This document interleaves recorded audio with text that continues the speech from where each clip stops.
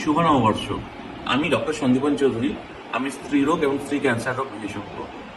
আজকে আমি cervical cancer vaccine নিয়ে কিছু কথা বলবো।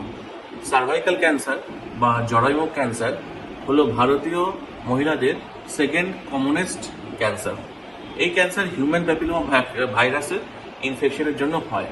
হিউম্যান প্যাপিলোমা ভাইরাস মহিলাদের যোনিপথে উপসর্গহীন সংক্রমণ করে এবং পরবর্তীকালে সেটা জরায়ুমুখ ক্যান্সার বা যোনিপথের ক্যান্সারে পরিণত হয়।